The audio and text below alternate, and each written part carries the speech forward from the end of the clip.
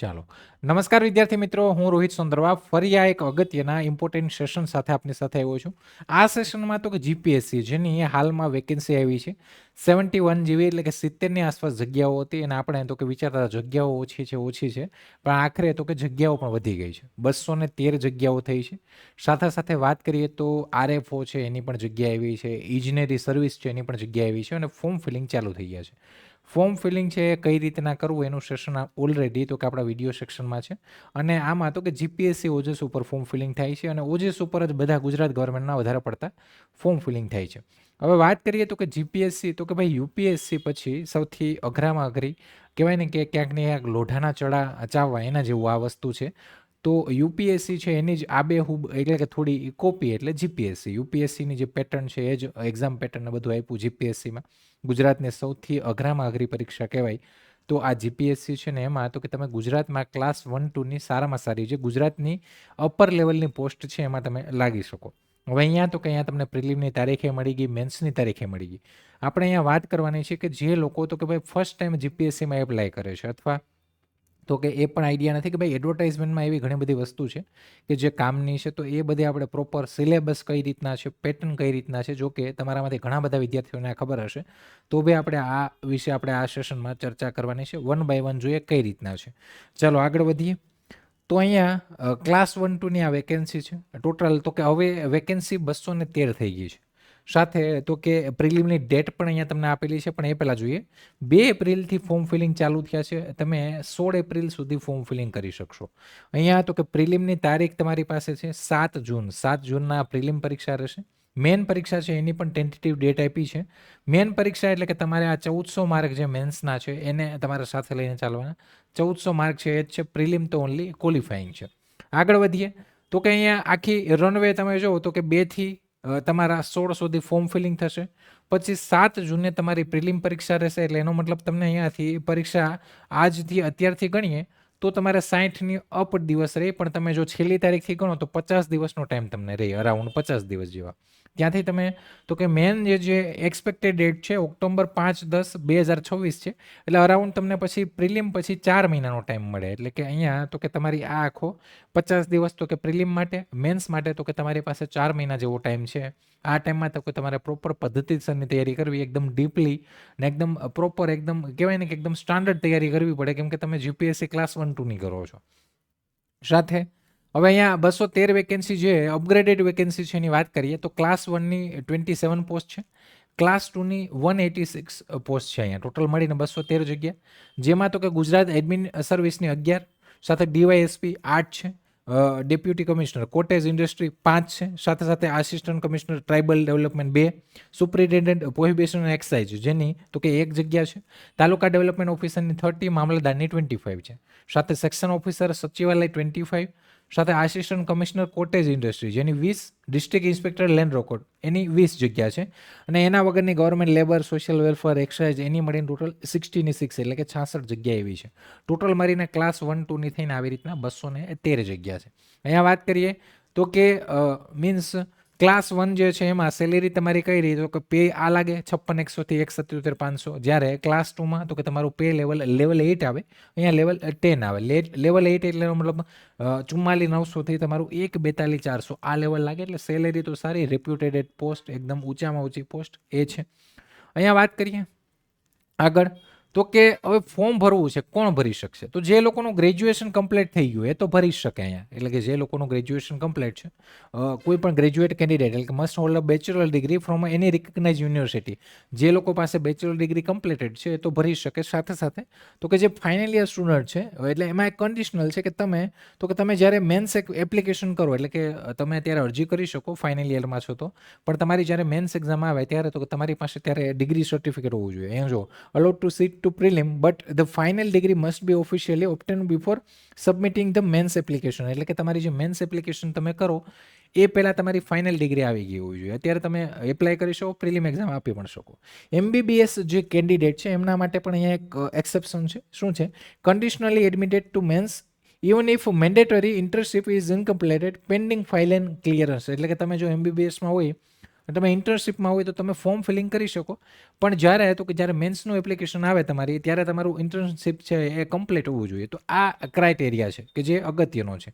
સાથે તો કે મિનિમમ એજ તમારી 20 યર્સ અને maximum age 35 years as on April 16/26 એટલે કે 16 એપ્રિલ 2024ના રોજ તમારી એટલી એજ લિમિટ હોવી જોઈએ. સાથે એજ રિલેક્સેશન એટલે કે મિનિમમ તો ખબર જ છે કે આપણે 20 યર્સ છે મિનિમમ એજ જોઈએ. મેક્સિમમ એજમાં કેવું છે તો કે જે મેલ કેન્ડિડેટ છે એને 35 યર્સ સુધી અહીંયા છે, જો અહીંયા છે જ 35 યર્સ. અને એમાં તો કે એમાં જે રિઝર્વ કેટેગરી છે SC ST SCBC EWS એને 40 યર્સ એટલે કે 5 યર્સ રૂલ લાગશે. કોઈને 5 વર્ષની છૂટછાટ, કોઈને 3 વર્ષની છૂટછાટ, એવી રીતના છૂટછાટ મળશે. સાથે ફિમેલ કેન્ડિડેટ છે એને 40 યર સુધી 5 યર યુલ, કેમ કે 5 વર્ષ એમને વધારે લાગે. સાથે તો કે એમને રિઝર્વ કેટેગરી હોય તો મેક્સિમમ 45 યર્સ સુધી લાગી શકે. અહીંયા PW કેન્ડિડેટ જે છે એમને 10 યર્સ લાગે પણ મેક્સિમમ 45 યર્સ સુધી. એક સર્વિસમેનને +3 યર્સ એડિશનલ મળે પણ એને પણ તો કે એજ લિમિટ પ્રમાણે. ડન. મેન્ડેટરી ફિઝિકલ સ્ટાન્ડર્ડ એટલે કે જે યુનિફોર્મ રોલ છે લાઇક ડેપ્યુટી સુપ્રિન્ટેન્ડન્ટ DYSP છે એના માટે, સુપ્રિન્ટેન્ડન્ટ પ્રોહિબિશન અને એક્સાઇઝ જે આ 2 પોસ્ટ છે એના માટે તો તમારા ફિઝિકલ સ્ટાન્ડર્ડ આવવો જોઈએ. હાઇટ તમારી 165 સેન્ટીમીટર હોવી જોઈએ, STમાં 160. તમારું ચેસ્ટ છે 84 to 89 હોવી જોઈએ અને વેઇટ છે 50 kg હોવો જોઈએ. હાઇટ 158 સેન્ટીમીટર, વેઇટ 45 કે ફિમેલ કેન્ડિડેટ માટે. સાથે તો કે તમારે આમાં તો કે જે મેલ ફિમેલ માટે આ સ્ટાન્ડર્ડ હોવું જોઈએ. ઓનલી આ 2 પોસ્ટ માટે કે તમારે આગળ જતાં આમાં જવું હોય તો. ઘણા બધા એમ કે સાહેબ તો હું અમે આમાં ફોર્મ ફિલિંગ ના કરી શકીએ, એટલે આ 2 પોસ્ટ માટે તમે માની લો કે તમારી આ એલિજિબિલિટી ન હોય તો તમે ભરી તો શકો, પણ અધર પોસ્ટ માટે તમે એલિજિબલ છે જ, પણ આ 2 પોસ્ટમાં તમારે જવું હોય તો આ એલિજિબિલિટી એની ફિઝિકલ સ્ટાન્ડર્ડ હોવું જોઈએ. આગળ તો કે PWD કેન્ડિડેટ છે એના માટે શું છે, કંઈ છે તો કે હા ભાઈ તમારી પાસે 40% બેન્ચમાર્ક વાળું ડિસેબિલિટી સર્ટિફિકેટ હોવું જોઈએ અને એનું વેરિફિકેશન ને બધું થશે. એક્ઝામમાં 20 મિનિટ વધારે ટાઈમ મળશે, તમે લહ્યો રાખો તો એ બધી વસ્તુ છે. અને એમાં તો કે એમાં જગ્યાઓ કઈ કઈ છે એ પણ અહીંયા દર્શાવ્યું છે. એક જગ્યા જે પણ છે કેટેગરી વાઇઝ એ પણ અહીંયા દર્શાવ્યું છે. હવે અહીંયા સિલેક્શન કઈ રીતના છે તો કે તમારી પહેલા પ્રિલિમ એક્ઝામ રહી. પ્રિલિમ એક્ઝામ છે આપણે ખબર છે 200 માર્કની પ્રિલિમ એક્ઝામ રહી. 3 કલાક તમારા પ્રિલિમ એક્ઝામમાં રહી. પ્રિલિમ એક્ઝામ ક્વોલિફાય કરો, મેરિટમાં આવો. અહીંયા એડવર્ટાઇઝમેન્ટમાં લખ્યું છે કે મલ્ટિપલ બાય 15 ટાઈમ્સ એટલે કે એનો મતલબ 15 ગણા સ્ટુડન્ટ છે એને મેન એક્ઝામ આપવા મળે. પણ આવું થતું નથી. આપણે જાણીએ છીએ કે GPSCમાં વધી જાય છે કેન્ડિડેટ, કેમ કે ક્યાંય ને ક્યાંય અહીંયા એવું થાય કે જનરલ કરતાં જે રિઝર્વ કરતાં અનરિઝર્વ કરતાં રિઝર્વનું જે મેરિટ છે ઊંચું જાય, એને તો કે એને લેવલ કરવા માટે કેન્ડિડેટ વધારે લેવા પડે. અને આમાં તો કે આમાં ક્યારેક ક્રાઇટેરિયા 15 ગણાનો છે લાગુ નથી પડતો. 20 ગણાય થઈ જાય, 22 ગણાય થઈ જાય, 25 ગણાય થઈ જાય, 30 ગણાય થઈ જાય. તો અહીંયા 15 ગણા ગણીએ ને આપણે તો એનો મતલબ 3195 લોકો છે મેન્સ એક્ઝામ માટે જાય, એટલે કે 15 ગણા આ લોકો. હવે આ 3195 મેન્સ પરીક્ષા આપે એમાંથી તો કે એમાંથી 639 એટલે કે 3 ગણા જે સ્ટુડન્ટ છે એ ઇન્ટરવ્યૂ માટે જાય, એટલે કે ઇન્ટરવ્યૂ આપે. પછી મેન્સ અને ઇન્ટરવ્યૂ બંનેનું તો કે બંનેનું ફાઇનલ મેરિટ કાઉન્ટ થાય, અને મેરિટ વાઇઝ તમારી આ જે 213 પોસ્ટ છે એમાં તો કે તમને મેરિટ પ્રમાણે પોસ્ટ મળે. આ પ્રમાણે છે. સાથે હવે પ્રિલિમની વાત કરીએ તો પ્રિલિમ એક્ઝામ તમારી રહેશે 200 માર્કની, જે પહેલાં 400 હતી હવે તો કે 200 માર્કનું સિંગલ પેપર થયું છે MCQ. 3 કલાકનો ટાઈમ રહે. અહીંયા format objective multiple choice MCQ question રહેશે. જનરલ સ્ટડી એટલે કે મિક્સમાં તમારું ભૂગોળ, ઇતિહાસ, સાથે સાથે મેથ્સ, રિઝનિંગ, આ તે બધા જેટલા પણ સબ્જેક્ટ છે એ બધા તમારા મિક્સ થઈને 200 માર્કનું પેપર, 3 કલાકનો સમય. સાથે તો કે લેંગ્વેજ લેવલ ઇંગ્લિશ ગુજરાતી બંને મીડિયમમાં હશે. ગ્રેજ્યુએટ લેવલની ડિફિકલ્ટી રહેશે. ઇંગ્લિશ ગુજરાતી બંનેમાં આ પેપર હશે. આ તમે ક્વોલિફાય કરો, મેરિટમાં આવો, અરાઉન્ડ 90 100ની આસપાસ તમારે ટાર્ગેટ લઈને જનરલ કેટેગરીમાં ચાલવાનું. પેપરના લેવલ ઉપર ડિપેન્ડ કરે છે. તમે પાસ કરો એટલે એનો મતલબ તમે મેન એક્ઝામ માટે ક્વોલિફાય થઈ ગયા. મેન એક્ઝામ તમે જેવી મેન એક્ઝામમાં આવો, હવે મેન એક્ઝામ છે આબેહૂબ તો કે ઘણું બધું અહીંયા UPSC જેવી પેટર્ન છે આ લોકોએ કરી દીધી છે.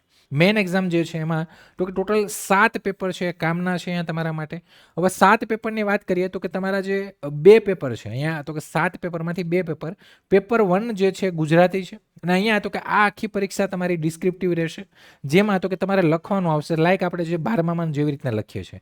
પેપર 1 તમારું ગુજરાતી રહેશે. 300 માર્ક એટલે કે 300 માર્કનું આ પેપર રહેશે તમારું. એમાં તો કે એમાં તમારે 25% માર્ક લાવવાના છે. 300ના 25% એટલે 300નો ચોથો ભાગ. 300ના આપણે 25% કરીએ તો આવી રીતના કરીએ ને, 325 ડિવાઈડ બાય 100, આ 2 0 ગયા, 2 0 ગયા, 25 તેરી 75, એટલે કે એનો મતલબ તમારે ગુજરાતીનું પેપર અને ઇંગ્લિશનું પેપર કે જે બંને 300 માર્કના રહેશે, એમાં તો કે એમાં તમારે કમ્પલસરી ઓનલી ક્વોલિફાઈંગ થવાનું છે, એટલે કે બંનેમાં 75 માર્ક તમારે લાવવાના છે. 75 માર્ક લાવો એટલે તમે આ 2 પેપરમાં ક્વોલિફાય થઈ ગયા, એટલે કે પાસ થઈ ગયા. હવે એના વગરના જે પેપર છે તમારા મેરિટવાળા તો કે આ ક્વોલિફાઈંગ છે, આના માર્ક છે ક્યાંય પણ તમારા મેન્સ માટે ગણાશે નહીં, એટલે કે તમારા મેરિટમાં ક્યાંય પણ કાઉન્ટ થશે નહીં. તો એનો મતલબ તો કે તમારે આ 1250 માર્ક જે છે એની ઉપર ફોકસ કરવાનું છે. મેરિટ કોર છે જેમાં પેપર 3 છે જે એસેનું પેપર છે, એટલે કે તમારા નિબંધ રાઇટિંગ જ આવશે, જેમાં 250 માર્ક. પેપર 4 છે એ general study 1, general study 2, general study 3 અને જનરલ સ્ટડી 4, એટલે કે એનો મતલબ આ પાંચેય પેપર જે છે ઈચ પેપર એટલે કે બધા પેપરના 250 3 કલાકનો સમય, એટલે એનો મતલબ સમય કેટલો થયો તો કે તમારા માર્ક્સ કેટલા થયા? 1250 માર્ક થયા.